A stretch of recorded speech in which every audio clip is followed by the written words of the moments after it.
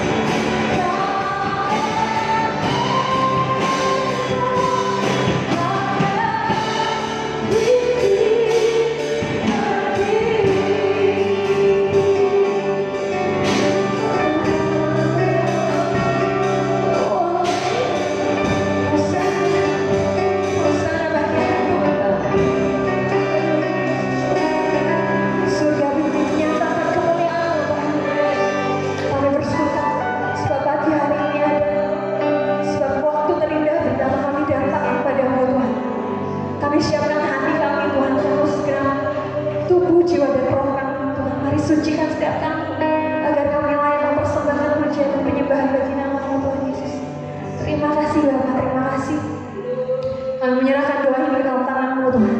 Hanya dalam nama Tuhan Yesus Kristus Allah kami yang hidup. Haleluya. Amin. Saya undang jemaat Tuhan untuk bangkit berdiri. Sebagai orang pilihan Allah, kita sudah ditebus, kita diberikan kuasa untuk memenangkan segala pertempuran, kita diberikan kuasa untuk menginjak kepala ular. Saya percaya kita diberikan kuasa untuk menang atas segala hal dalam hidup kita. Kami terima kuasa Tuhan.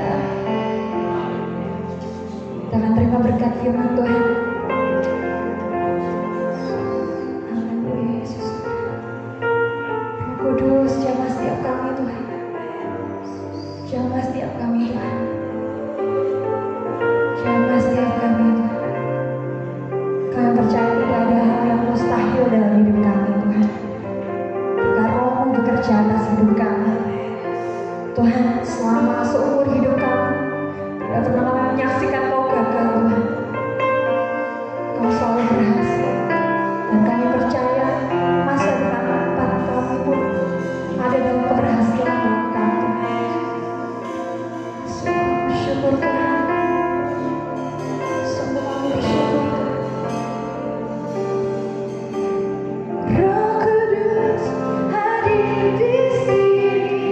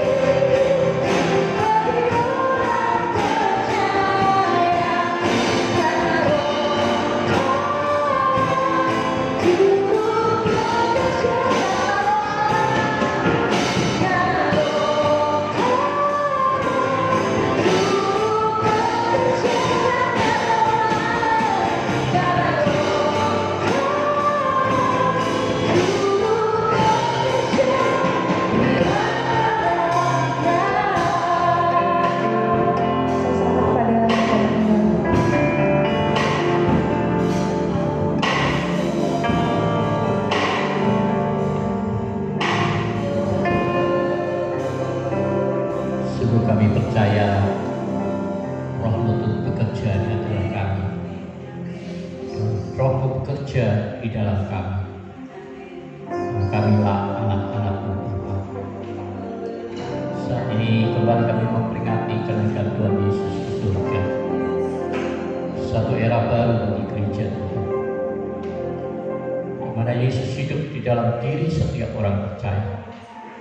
Yesus hidup di dalam diri kami bersama Roh Kudus. Terpujilah akan nama-Mu Tuhan. Bawa kembali kami seberapa kami, dimanapun kami berada pada saat ini. Kami boleh mengenal kehendak-Mu dalam hidup kami. Mematuhi setiap pimpinan Roh-Mu atas hidup kami, sehingga kami boleh menjadi serupa dengan Yesus di dalam karakter kami. Kami bersyukur kepada-Mu Tuhan, melayani-Mu dengan pujian, hormat dan penyembahan kami. Engkau hadir bersama kami, Roh Kudus. Engkau ada untuk mempermuliakan Bapa, dan Engkau ada untuk mengajar kami semua memahami kehendak firman. Terima kasih untuk pengurapan-Mu yang bekerja di antara kami. Terima kasih untuk pengurapan-Mu atas setiap kami. Dan di dalam nama Yesus Kristus Tuhan, kami boleh sambut kebenaran firman. Haleluya, amin. Tuhan, silakan duduk Bapak Ibu Saudara, dimanapun saudara berada saat ini. Pagi hari ini saya ingin kita membuka Alkitab kita masing-masing di dalam Injil Yohanes pasal yang ke-16. Injil Yohanes pasal yang ke-16.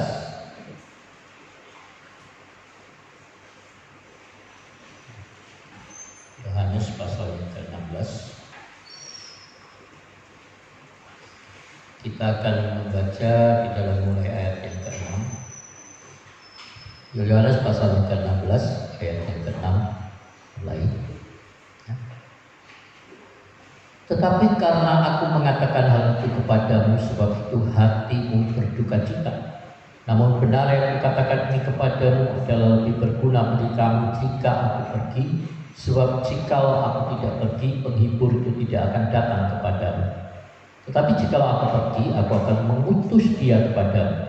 Dan kalau dia datang, dia akan menginsafkan dunia akan dosa, kebenaran, dan penghakiman. Akan dosa karena mereka tetap tidak percaya kepadaku, akan kebenaran karena aku pergi pada Bapa dan kamu tidak melihat aku lagi, akan penghakiman karena penguasa dunia ini telah dihukum. Masih banyak hal yang harus kukatakan kepadamu, tapi sekarang kamu belum dapat menanggung. Tetapi apabila dia datang, yaitu Roh kebenaran, ia akan memimpin kamu dalam seluruh kebenaran, sebab ia tidak akan berkata-kata dari dirinya sendiri, tetapi segala sesuatu yang didengarnya, itulah yang akan dikatakannya, dan ia akan memberitakan kepadamu hal-hal yang akan datang. Puji Tuhan. Bapak Ibu Saudara, hari ini kita memperingati kenaikan Tuhan Yesus ke surga. Kenaikan Tuhan Yesus ke surga adalah satu peristiwa yang penting di dalam sejarah gereja. Mengapa? Karena kenaikan Yesus ke surga akan membawa kita pada hari yang akan kita 10 hari lagi, pada hari pencurahan Roh Kudus. Saya katakan itulah era baru di dalam sejarah gereja Tuhan. Kalau sebelumnya Tuhan itu bersifat eksklusif, hanya bagi orang Yahudi saja. Keselamatan hanya bagi orang Israel saja melalui hukum Taurat. Tetapi di dalam Yesus Kristus dan melalui kenaikan Yesus ke surga, dia katakan kepada murid-muridnya, ya tentu saja ketika Yesus berkata kepada murid-muridnya bahwa dia akan pergi untuk meninggalkan mereka, saya percaya tentu ada satu kedukaan, ada satu kekesalan, ada satu kekecewaan. saat mereka mendengar Yesus mau meninggalkan mereka. Kenapa?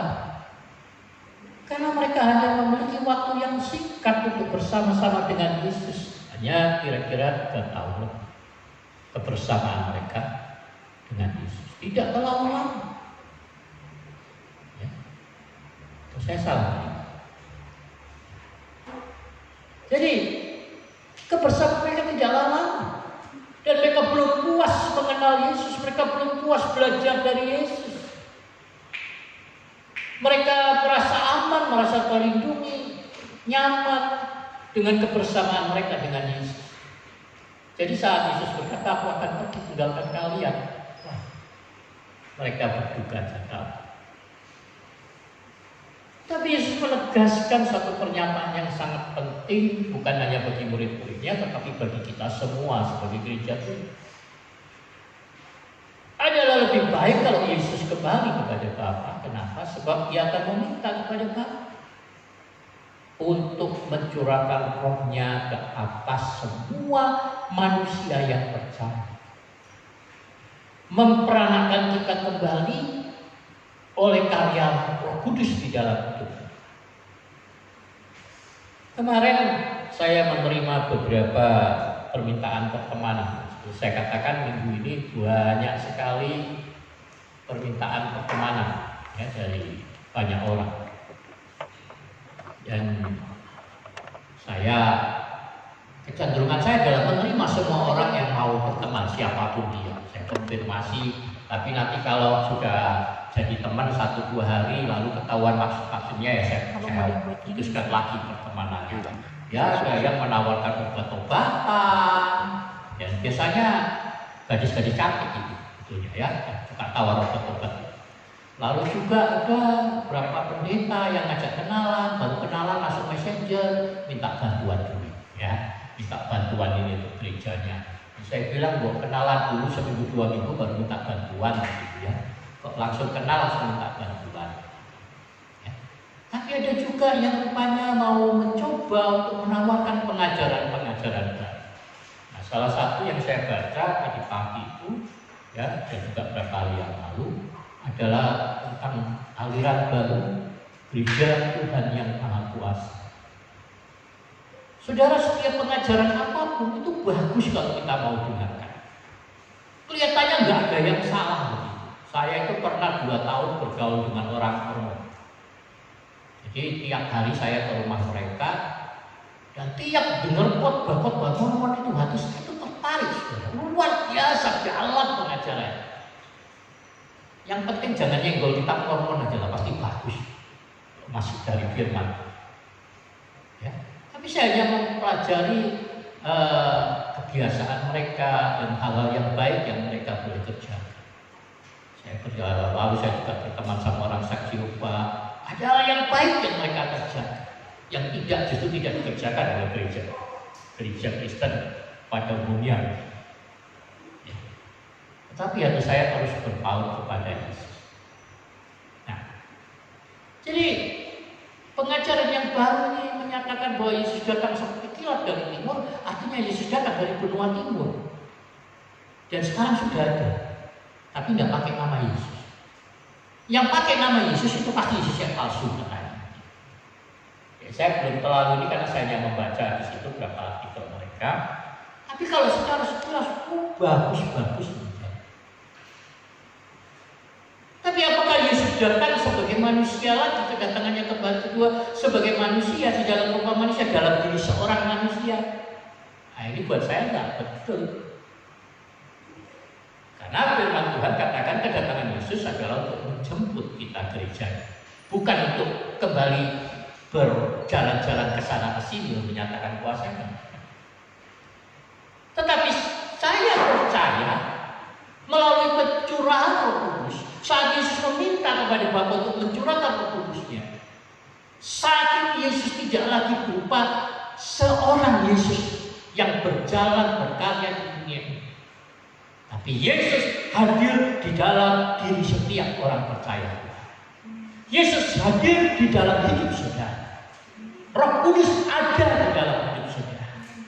Jadi kita yang menyatakan pribadi Yesus kepada orang-orang yang ada di sekitar kita. Setiap orang percaya. Saudara, pencurah Roh Kudus tidak berbicara tentang berbahasa roh, tentang karunia-karunia kesembuhan. Memang itu ada di dalam gereja karunia-karunia itu, dan sampai hari ini saya percaya bahwa semua karunia itu masih berfungsi. Tetapi bukan itu tujuan Roh Kudus dicurahkan. Kita membaca di dalam Injil Yohanes 16 ini, Yesus menyatakannya kepada kita bahwa Roh Kudus datang kepada kita untuk apa? Fungsi utama Roh Kudus, tugas utama Roh Kudus, yaitu memimpin kita masuk ke dalam seluruh kebenaran. Itulah sebabnya saya katakan bahwa visi kita, panggilan tertinggi kita adalah keserupaan dengan Yesus di dalam karakter. Maka buat saya, ciri utama orang yang dipenuhi Roh Kudus itu bukan berbahasa roh, tetapi apakah hidupnya ada di dalam kebenaran itu. Orang yang katakan dia dipimpin oleh Roh Kudus, maka kecenderungan hatinya adalah mengerjakan kebenaran, hidup di dalam kebenaran, hidup di dalam keserupaan dengan Yesus, hidup di dalam kasih. Kalau saya katakan saya ini pendeta yang nggak pinter-pinter amat begitu ya. Sebab kalau saya bilang bodoh nanti banyak yang protes. Tapi yang faktanya saya akui banyak kekurangan saya. Saya ini nggak hafal ayat firman Tuhan. Jadi jangan tanya ayat firman Tuhan sama saya nggak tahu tempatnya. Tapi saya akan arahkan saudara kepada orang yang lebih tahu. Ya, sama Mbah Google, tanya aja, dia tahu semua ayat. Ya. Saya mungkin juga nggak terlalu banyak belajar. Dulu waktu awal-awal saya mengikut Tuhan, saya banyak belajar, banyak ikut seminar. Di mana-mana saya ikut, di Jakarta, Surabaya, hampir tiap bulan saya ikut seminar. Ya, kenapa? Karena ada yang bayarin waktu itu, tiket pesawatnya dibayarin. Jadi saya senang aja pergi karena ada yang bayarin. Tapi sesudah belajar banyak hal dan banyak hamba Tuhan, saya tambah lama tambah bingung. Kenapa? Pengajarannya beda-beda. Hal yang sama, pokok yang sama, topik yang sama, beda penafsirannya. Lama-lama bingung. Makanya paling aman saya katakan, belajarlah pada guru yang benar, yaitu pada Alkitab kita. Baca Alkitab kita, renungkan firman Tuhan, baca dan dengar firman Tuhan. Dan saya percaya Roh Kudus akan menerangkan kepada saudara, mungkin bukan pada saat saudara membacanya, tetapi pada saat saudara menemui sebuah persoalan. Saya percaya firman yang saudara dengar, yang saudara renungkan itu akan menjadi rema, menjadi jawaban yang tepat untuk persoalan saudara pada saat. Jadi selalu saya menganjurkan baca Alkitab secara teratur. Ya. Yang ayat-ayat yang saudara rasa menguatkan hati saudara, ayat-ayat yang memberkati saudara, baca lebih sering. Baca dan dengarkan. Baca dan dengarkan. Baca dan dengarkan. Minimal didengar oleh telinga saudara sendiri, nggak perlu teriak-teriak sampai satu kampung dengar. Kenapa? Karena selalu saya katakan, itu firman Tuhan bilang, iman timbul dari pendengaran, pendengaran oleh firman Kristus. Jadi paling aman itu belajarlah dari Alkitab. Itu paling aman. Kalau saudara lihat di YouTube, mau pendeta-pendeta itu pun banyak macam pengajaran. Nanti tambah bingung. Jadi kalau mau lihat boleh saja, tapi kenali dulu Alkitab saudara. Kenali Tuhan dengan baik dari firman, supaya kita nggak mudah diombang-ambingkan oleh rupa-rupa angin pengajaran. Secara sederhana saja kita mengikut Yesus. Bukan harus tahu semua pelajaran teologi, semua penafsiran. Tapi yang terpenting menurut saya adalah apakah hidup kita ada di dalam kebenaran. Maka sedih hati saya kalau saya melihat berita ada berdebat di Facebook, di medsos, mengecam satu dengan yang lain. Saya dulu pernah diskusi dengan teman Mormon saya. Diskusi, waktu itu saya masih lebih muda dari sekarang. Jadi masih emosi juga masih gampang terpancing waktu itu. Jadi diskusi begitu lalu menjurus ke arah perdebatan, mulai saling ngotot tentang siapa yang paling benar di antara kami. Lalu teman ini akhirnya menutup perdebatan ini dengan satu kalimat yang menohok saya. Dia bilang gini, Mas Bob, gini aja lah, kita belum tahu siapa yang benar di antara kita. Nanti tunggu kita mati aja. Nanti baru tahu yang masuk surga saya atau sampean. Sudah selesai saudara. Saya pikir benar juga ini. Artinya loh, ngapain kita ribut dengan semua hal yang kita rasa benar, lalu kita merasa kita yang masuk surga dan yang masuk neraka. Wong sama-sama belum tahu mati. Ya? Maka secara sederhana saya katakan, ikut Yesus itu gampang, lakukan saja kehendak. Hiduplah dalam kebenaran, ladanilah Yesus, berbuat baiklah pada semua orang. Nyatakan kasih Yesus, cerminkan di dalam hidup sehari-hari melalui perkataan, melalui perilaku kehidupan kita bahwa Yesus benar-benar ada di dalam hidup kita. Kita ini pencerminan dari Yesus yang ada di dalam kita, dari Roh Kudus yang ada di dalam kita. Hal yang kedua daripada tugas Roh Kudus adalah mempermuliakan Allah. Ya, mempermuliakan Tuhan itu adalah tugas Roh Kudus. Jadi kehidupan orang yang sudah dipenuhi dan dipimpin Roh Kudus, hidupnya pasti mempermuliakan Tuhan. Sederhana saja. Bukannya tahu semua pelajaran teologi, bukan. Yang mau belajar teologi silahkan, saya nggak larang. Mau melanjutkan S1, S2, S3, S4 silahkan. Kalau ada waktunya dan punya uangnya.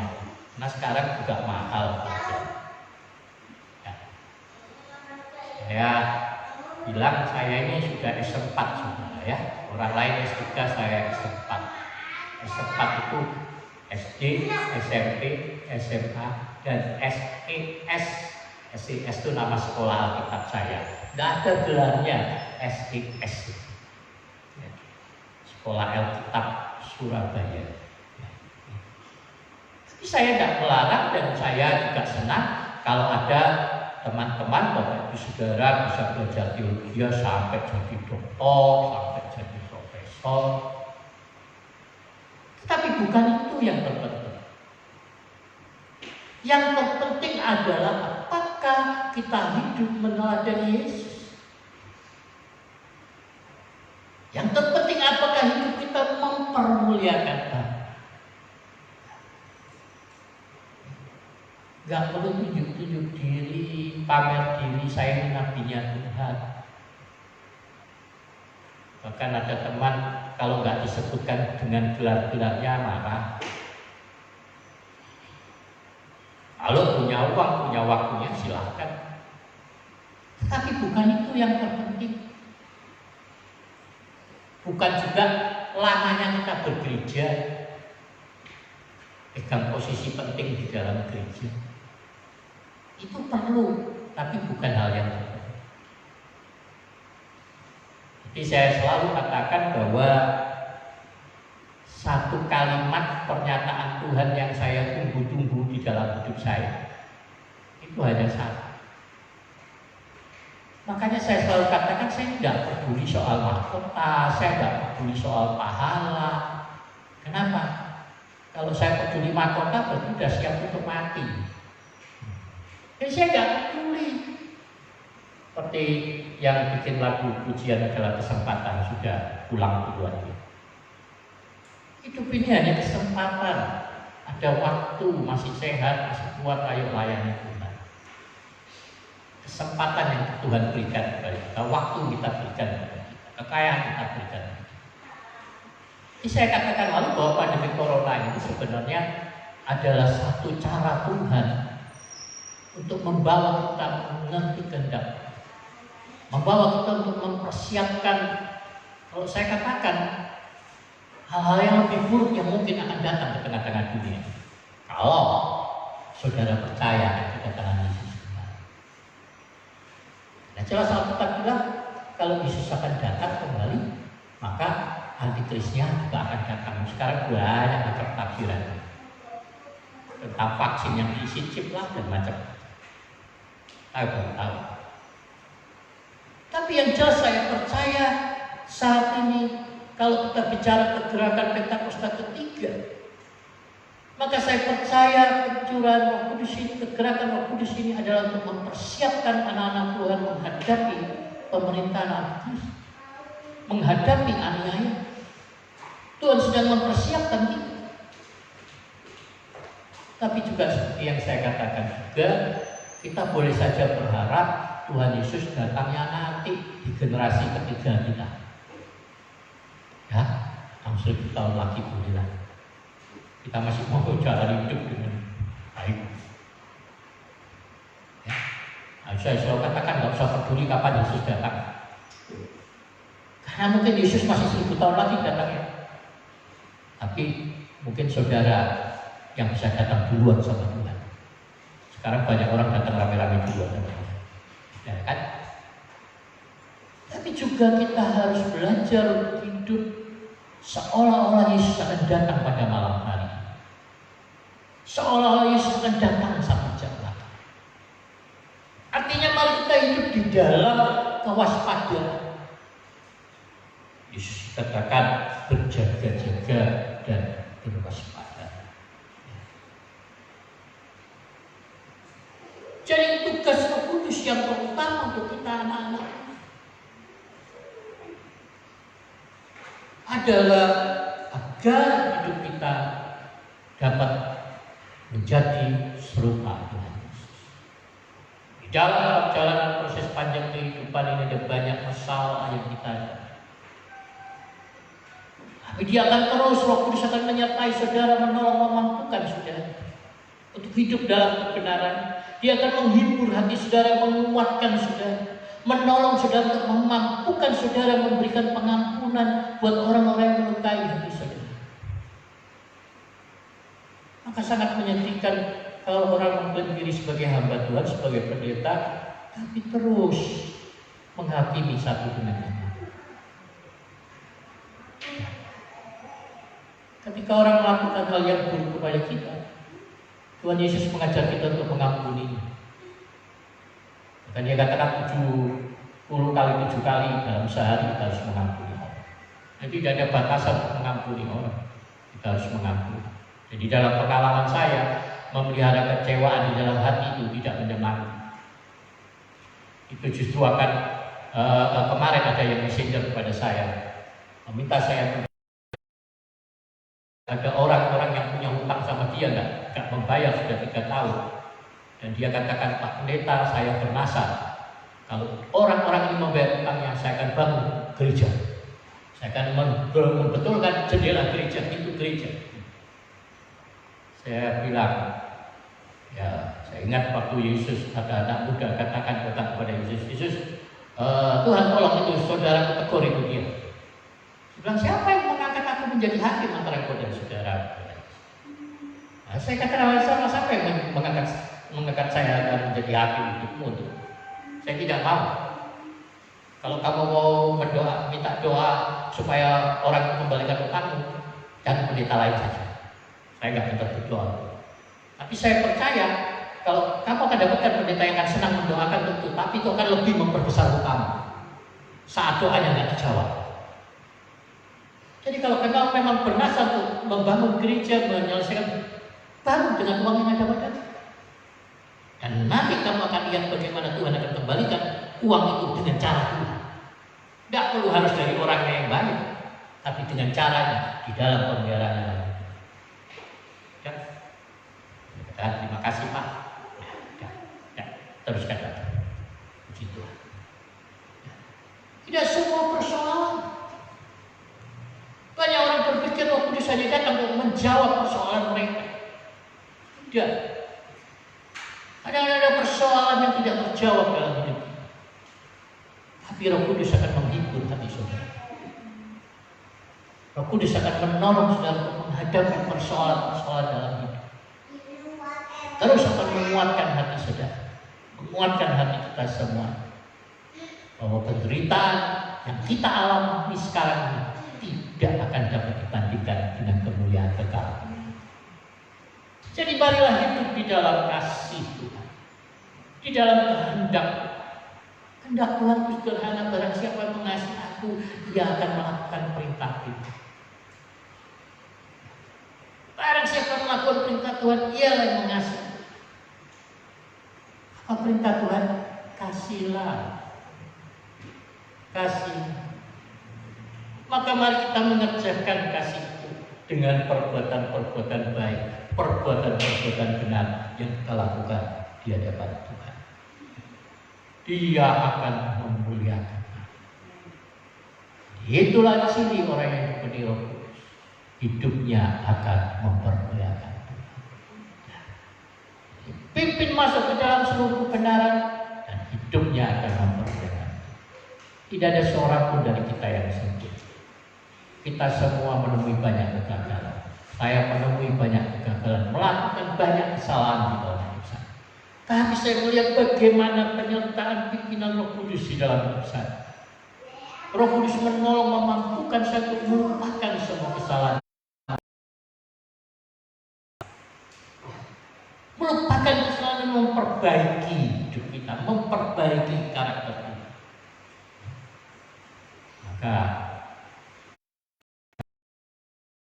beberapa puluh tahun ini, saya percaya mereka melihat perubahan dalam hidup saya.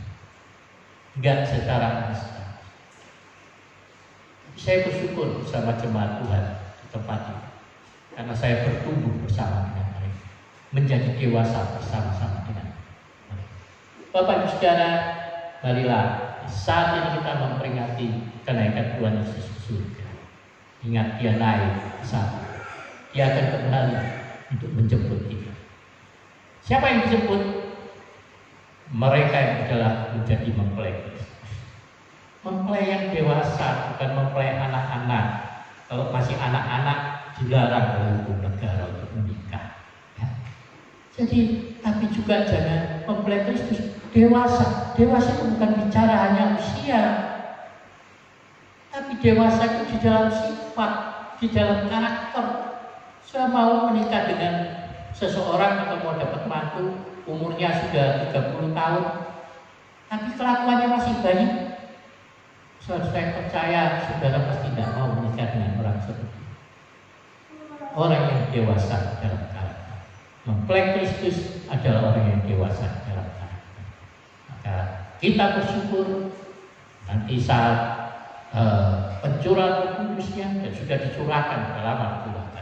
Ya, tinggal membuka, kita menerima dengan iman. Jadi mulai nanti malam, saudara berdoa masing-masing di rumah di jam yang sama, mulai jam 7 malam sampai jam 8. Ya, berdoa masing-masing di rumah.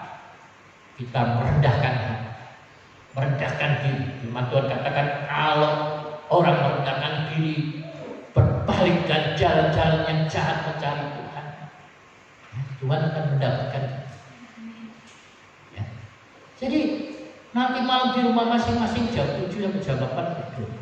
Mulailah dengan pujian, nyanyian pujian. Itu ada yang nanya nanti di grup, Pak, apa doanya akan disiarkan online? Oh tidak, kalau disiarkan online nanti kamu nonton saya berdoa, bukan kamu yang berdoa. Ya. Maka mari kita nanti malam berdoa mulai jam 7 sampai jam 8. Mulailah dengan lagu pujian penyembahan, nyanyi sendiri. Nyanyi terus sampai saudara akan merasakan hadirat Tuhan. Baru masuklah dalam penyembahan. Mintalah apa yang saudara mau. Tapi minta itu bukan gagah-gagahan. Minta itu untuk supaya hidup saudara dipakai untuk mempermuliakan. Jadi dimanapun saudara berada, percaya Roh Kudus bisa menjamah saudara. Dimanapun saudara berada malam ini, Roh Kudus akan menjangkau hidup saudara, mengubahkan hidup saudara. Jadi mari, ya, Roh Kudus dicurahkan bukan supaya kita punya karunia kita. Itu manfaat sebenarnya. Tapi Roh Kudus dicurahkan untuk membimbing kita masuk ke dalam seluruh kebenaran dan agar hidup kita dapat mempermuliakan Tuhan. Tuhan Yesus memberkati kita semua. Haleluya. Mari kita berdoa. Kami bersyukur kepada-Mu Bapa untuk kemurahan kasih dan anugerah Tuhan di dalam hidup setiap pribadi kami. Terima kasih karena kami masih boleh beribadah kepada Tuhan dalam kebersamaan kami melalui media Facebook, melalui media sosial. Tuhan, kami percaya Roh-Mu menjangkau kami dimanapun kami berada. Kami bersyukur kepada Tuhan. Terima kasih karena kembali boleh memperingati kenaikan Tuhan Yesus. Hal yang luar biasa. Yesus, ada orang-orang yang beruntung karena hidup bersama. Tetapi kami yang dengan iman menerima, dengan percaya kami meskipun kami tidak pernah melihat, kami adalah orang-orang yang berbahagia. Dan malam hari ini Tuhan, ketika kami akan mulai dengan doa 10 malam kami, ini bukan sebuah tradisi, tetapi ini sebuah peringatan kasih kami kepada Tuhan.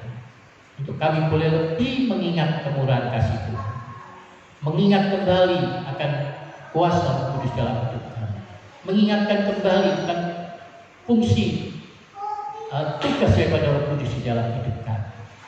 Untuk kami boleh berdoa bagi bangsa dan negara kami, berdoa bagi keselamatan bangsa-bangsa.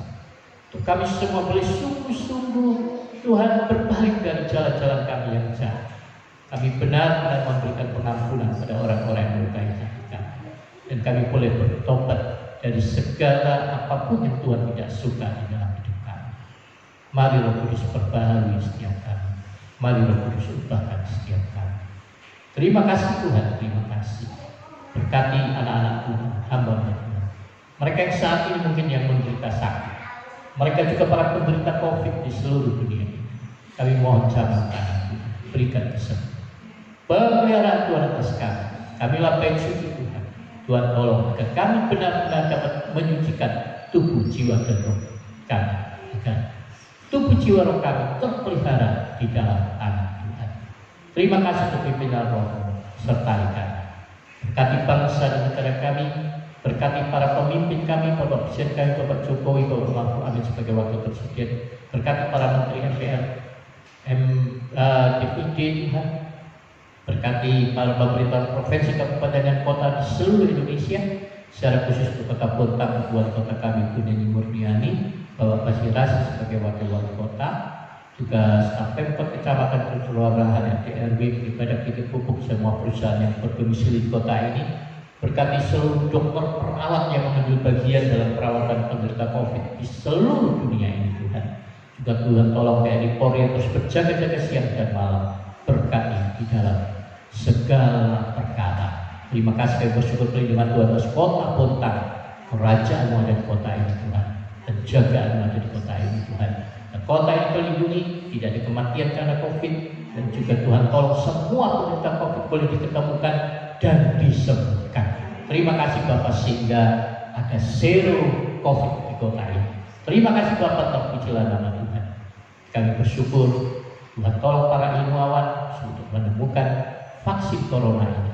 Terima kasih Bapak sehingga itu bisa dibagikan, semua orang boleh dibebaskan. Kami bersyukur kepada Tuhan. Terpuji-puji nama Tuhan. Kami bersyukur kepadamu di pagi hari ini Bapak, dan Tuhan tolong setiap kami yang berulang tahun berbeda pernikahan, Tuhan memberkati. Terima kasih. Dan mereka kebenaran firman Tuhan yang kami boleh dengar dan terima hari ini di dalam nama Tuhan kami Yesus Kristus. Haleluya. Amin. Tuhan, Bapak Ibu Saudara, seperti saya katakan tadi, ya, malam mulai kita dengan doa 10 malam di rumah masing-masing dimanapun Bapak Ibu berada. Bapak-bapak pimpin istri dan anak-anak untuk berdoa, ya, mungkin mereka di dalam pujian, di dalam penyembahan. Nanti setelah selesai berdoa, Bapak boleh membaca atau merenungkan firman Tuhan bersama di rumah masing-masing, ya.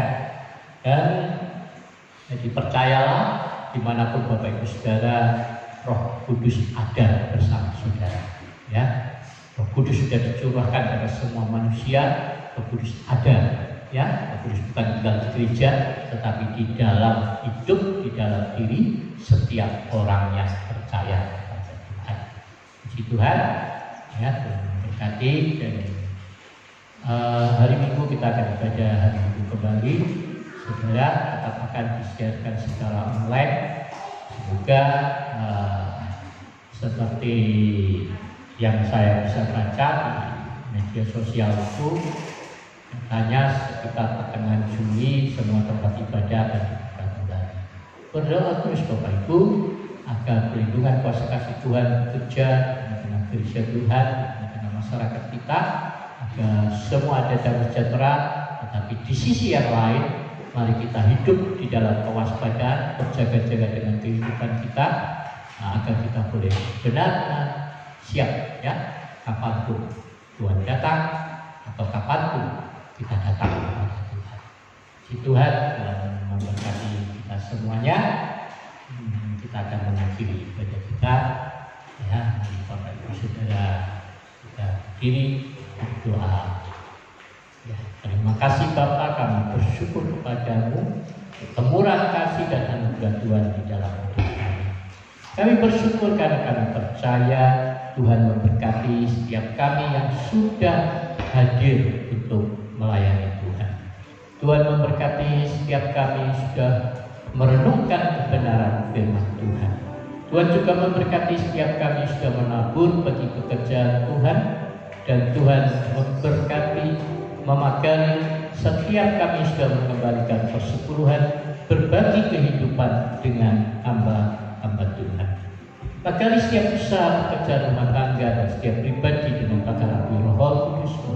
Kami mohon malaikat-malaikat Tuhan mengawali melayani kami, dan kuat kuasa darah Yesus Kristus membungkus hidup kami pribadi lepas pribadi, memperlengkapi setiap kami kembali dengan kelengkapan senjata Tuhan, yaitu topeng keselamatan, baju jirah keadilan, dan pinggang kebenaran, kasut berkerelaan tekan Injil damai sejahtera Allah, berisi iman mematahkan penapi dan si jahat, dan pegang roh yaitu kebenaran firman Allah. Ajar kami untuk memahami betapa panjang, dalam, lebar, luas dan tingginya kasih Kristus, sehingga kami boleh bertumbuh, berakar dan berbuah-buah bagi kemuliaan Bapa di surga.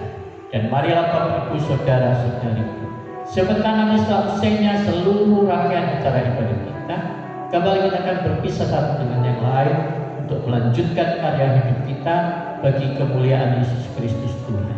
Dan terimalah segala berkat, kecintaan, kasih sayang dan kemurahan pada Bapa di surga, pertolongan, damai sejahtera dan kasih karunia dari Tuhan kita Yesus Kristus, serta persekutuan Roh Kudus akan memimpin kita untuk masuk ke dalam seluruh kebenaran, bertumbuh dalam kepenuhan Kristus, menjadi dewasa dalam pengenalan akan Bapa kita, sampai kita semua pribadi lepas pribadi boleh menjadi serupa dengan Tuhan kita Yesus Kristus dan mempersiapkan diri kita dapat menjadi mempelai kudusnya. Haleluya. Amin. Terima kasih Tuhan.